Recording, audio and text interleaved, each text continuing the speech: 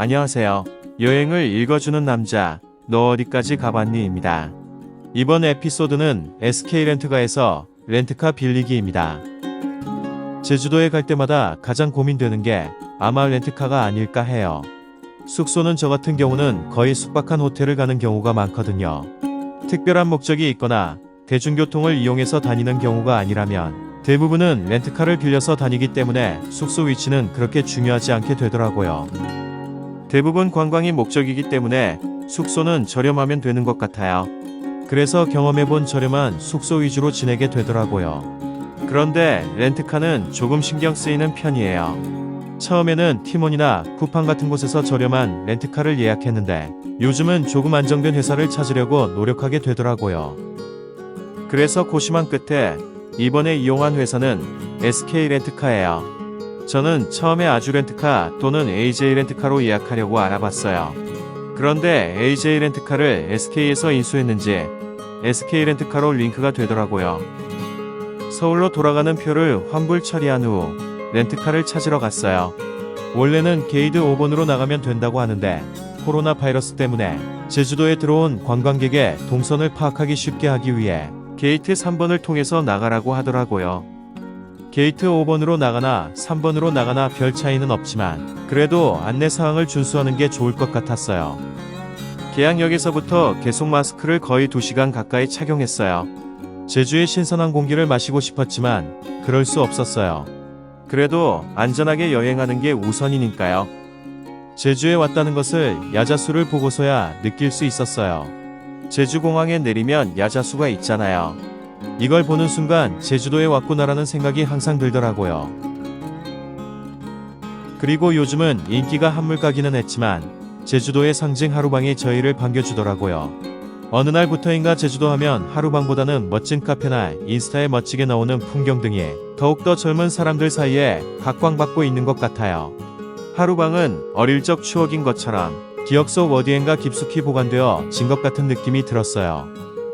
처음 제주도 와본 게 초등학교 6학년 때였어요. 아람단에서 2박 3일 일정으로 처음 제주도에 와보게 되었어요. 그 당시 95년 당시 거의 10만원에 가까웠던 것 같아요. 겨우겨우 부모님을 졸라서 태어나서 처음으로 제주도에 왔던 기억이 나네요. 요즘이야 비행기를 타는 게 너무 쉬운 세상이지만 그 당시만 해도 비행기를 탔다는 건 꽤 자랑할 만한 일이었거든요. 기억에 남는 제주도는 하루방과 성군부리, 성은 민속마을이 아직도 기억이 나더라고요. 그런데 어느 날부터 힐링 열풍을 타고 제주살이, 제주올레길 걷기 등이 유행을 하면서 옛날에 제주도의 모습을 벗고 현대식 관광으로 탈바꿈한 것 같아요. 현대인들의 입맛에 바뀐 제주도 좋지만 가끔은 예전의 모습이 그리울 때도 있는 것 같아요. 제주하면 특유의 느낌이 있잖요. 택시 정류장을 지나서 가는데 택시를 기다리는 승객이 하나도 없더라고요. 큰 안내판을 계속 따라서 갔어요. 그래도 우리나라 최고의 관광지인 제주도인데 너무 사람이 없는 게 아닌가라는 생각이 들었어요. 저희는 셔틀버스를 타기 위해 1구역으로 갔어요. 사전에 렌트카 회사에서 안내 문자가 오기 때문에 처음 가보는 길이지만 어렵지 않았어요. SK렌트카는 2번 승강장에 있었어요. 1구역은 거의 끝쪽에 위치해 있어서 계속 걸어서 가야 했어요. 관광지가 맞는 건지 주말인데 관광객이 너무 없더라고요. 이러니 코로나 바이러스 때문에 관광업이 힘들다고 하는 것 같아요. 모든 국민이 다 힘든 시기이기는 하지만요. 바로 앞에 하늘색의 SK렌트카 셔틀버스가 있길래 빨리 걸어서 갔더니 버스가 쌩하고 가버렸어요. 그래서 15분 정도 더 기다렸어요. 아마 셔틀버스가 15분 단위로 운행되는 것 같았어요. 하늘색 셔틀버스가 떠나자 바로 다음 셔틀버스가 들어오더라고요. 이 차는 바로 출발하는 게 아니라 15분 후 출발했어요. 렌트카 회사까지는 최대 15분 정도 걸린 것 같아요. 가는 도중 차가 막히지 않아서 10분보다 조금 더 걸린 것 같아요. 차량 픽업 전까지 제2운전자 등록이 가능해요. 이것도 카톡으로 계속 등록하라고 오는데 저는 장롱면허라 그냥 제2운전자는 등록하지는 않았어요. 렌트카 회사에서 카톡으로 저희가 픽업할 차량의 위치를 보내주었더라고요. 버스에서 내린 후 카운터로 갈 필요 없이 바로 출발하는 곳으로 갔어요.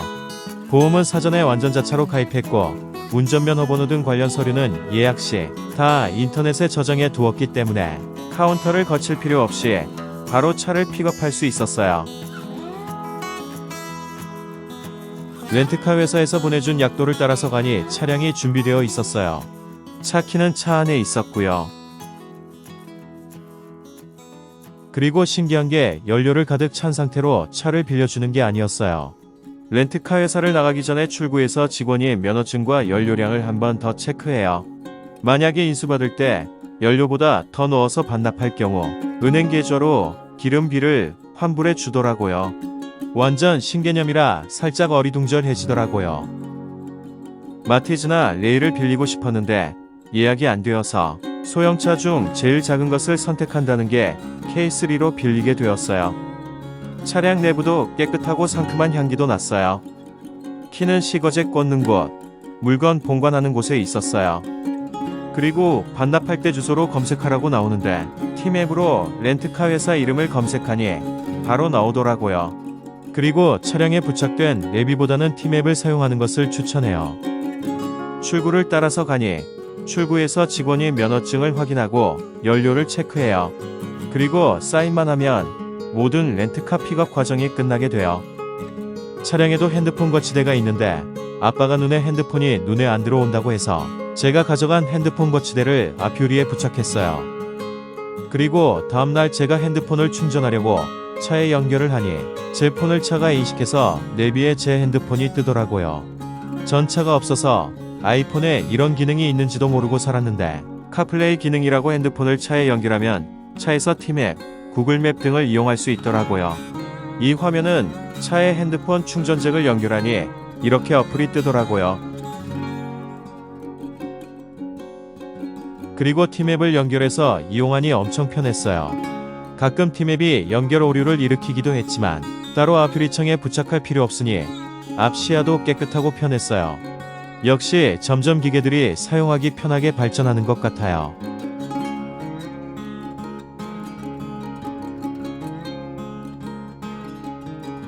그리고 렌트카 반납은 간단했어요.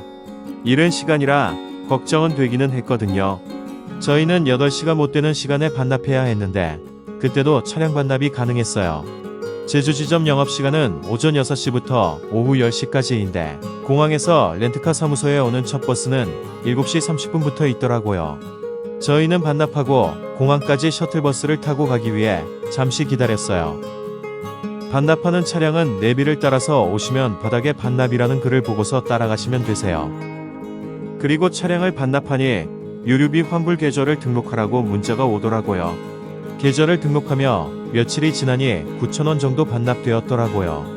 아무튼 SK렌트카 덕분에 편하게 픽업하고 반납하고 즐거운 제주 여행을 한 것 같아요. 그리고 저희는 예약할 때 할인 쿠폰을 사용해서 1일 25,000원 정도에 이용한 것 같아요. 예약하실 때 꼭 할인 쿠폰 챙기는 거 잊지 마세요. 여기까지 제주 SK렌트카 이용 후기였습니다. 감사합니다.